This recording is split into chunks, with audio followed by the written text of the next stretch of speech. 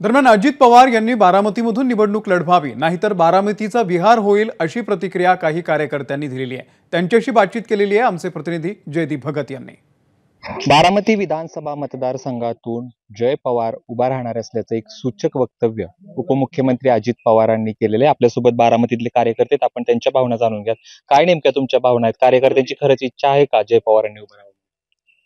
शेवटी आदरणीय दादांनी जरी दगड दिला तरी ती दगडाला आम्ही देव समजतो, परंतु उद्याच्या निवडणुकीमध्ये आदरणीय दादांनीच उभा राहावं ही आमची सद्भावना आहे, आमची इच्छा आहे। निश्चितपणाने दादा विकासाच्या माध्यमातून ही बारामतीचं पॅटर्न ह्या महाराष्ट्राला ह्या माहिती आहे की दादांचा विकास कामाची पद्धत, ह्या बारामतीवर असणारी पकड अधिकाऱ्यांवर, ही सगळ्या गोष्टीची आपण शहानिशा करता किंवा आपण सगळ्या गोष्टी बघता आदरणीय दादा ही बारामतीकरांसाठी किंवा ह्या महाराष्ट्रासाठी आम्हाला अपेक्षित आहेत।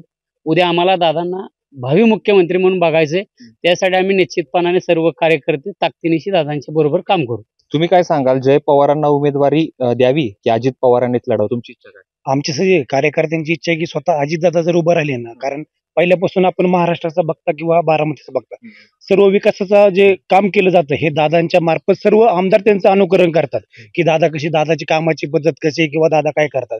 त्यामुळे आमची इच्छा आहे की दादांनी स्वतः जोमाने निवडून लढवून या ठिकाणी निवडून येतील हे आम्हाला खात्रीच आहे, परंतु दादांनी स्वतः या ठिकाणी बारामती मतदारसंघातच त्यांनी स्वतः उभं राहावं अशी आमची इच्छा आहे। दादा असं म्हणाले की 7 ते 8 निवडणुका लढलो आहे, त्याच्यामुळे जर नवीन नेतृत्वाला जर संधी, जर कार्यकर्त्यांची मागणी असेल तर द्यायला काय हरकत नाही। अजून त्याचा निर्णय होणं बाकी आहे, पण एक कार्यकर्ता इतक्या वर्ष झालं म्हणून तुम्हाला काय वाटतं? युवक वर्ग हा ठामपणे दादांच्या मागे उभा आहे। दादा जे सांगतील तेच फक्त युवक वर्ग करणार। दादांनी सांगितलं जय पवारांना त्यांचा प्रचार करा, त्यांना निवडून आणा, तुम्ही त्यासाठी काम करणार की दादांनीच पुन्हा एकदा उभं राहावं तुम्हाला वाटतं? आमच्या बारामती तालुक्यासाठी दादांचा शब्द आमच्यासाठी अंतिम असतो, पण तरी आमच्या कार्यकर्त्यांची इच्छा आहे की दादांनी ह्या निवडणुकीमध्ये उभं राहावं, कारण की दादांचा महाराष्ट्रातला चालू असलेला झंझावात हा बघून युवकांमध्ये एक जोश आहे आता या निवडणुकीसाठी। तरी दादांनी या निवडणुकीसाठी उभं राहिलं तर अजून या कार्यक्रमामध्ये जोश वाढेल आणि कार्यकर्ते ताकदीने अजून कामाला लागतील। दादांनी विधानसभेच्या वेळेस, लोकसभेच्या वेळेस वक्तव्य केलं होतं की जर मला मिठाचा खडा लागला तर मी विधानसभेला विचार करेल, त्याच हे म्हणायचं तसं म्हणावं लागेल, कारण दादा ही विचाराचे पक्के आहेत।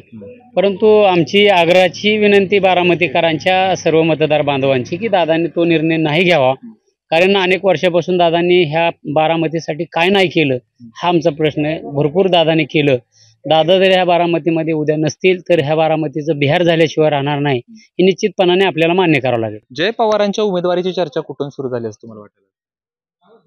नाही, तसं सांगता येणार नाही, ऐकून घ्या। पण युवक वर्ग हा दादा जे सांगतील, दादांच्या मागे दादा जे बोलतील, पण युवक वर्गाचं एकच म्हणणं आहे, दादांनीच उभं राहावं विधानसभेत। तर हे होते कार्यकर्ते ज्यांचं म्हणणं असं आहे की उपमुख्यमंत्री अजित पवारांनीच पुन्हा एकदा ही निवडणूक लढवावी। जरी त्यांनी जय पवारांना उमेदवारी दिली तर आम्ही त्यांचं काम करू, परंतु या कार्यकर्त्यांची इच्छा आहे अजित पवारांनीच या विधानसभेमधून उभं राहावं। कॅमेरा पर्सन धीरजसह जयदीप भगत, एबीपी माझा, बारामती। तर दादा जर बारामतीमधून लढले नाही तर बारामतीचा बिहार होईल अशी भावना या कार्यकर्त्यांनी व्यक्त केलेली आहे। अधिक माहिती घेण्यासाठी आपण जाऊयात आपले प्रतिनिधी निलेश बुधावले यांच्याकडे।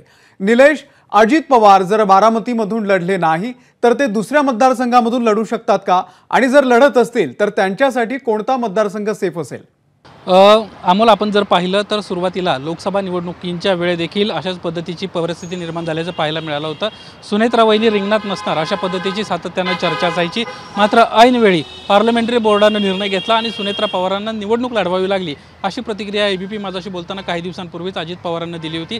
आता देखील पुन्हा एकदा पार्लमेंटरी बोर्डाकडेच हा चेंडू अजित पवारांना सरकवलेला आहे आणि पार्लमेंटरी बोर्ड जो निर्णय घेईल त्यानुसार विधानसभेला निर्णय घेऊ अशा पद्धतीची चर्चा आहे। मागच्या काही दिवसांपासून शरद पवारांच्या राष्ट्रवादीच्या वतीनं कुठेतरी योगेंद्र पवार बारामती विधानसभेत उभे राहतील अशा पद्धतीची चर्चा होती, तर दुसरीकडे जय पवार कुठेतरी अजित पवार गटाकडून असतील अशी कार्यकर्त्यांमध्ये चर्चा असल्याचं पाहायला मिळालं होतं। त्याच अनुषंगाने आज अजित पवारांना विचारलं गेलं आणि अजित पवारांना आज स्पष्ट केलं की 7 ते 8 वेळा आपण या ठिकाणाहून लढलेलो आहे, त्यामुळे या ठिकाणाहून पार्लमेंटरी बोर्ड जो निर्णय घेईल, मग तो जय पवारांच्या बाबतीत का असेना तर तो निर्णय हा सर्वांना मान्य असेल अशा पद्धतीची त्यांची आजची प्रतिक्रिया होती।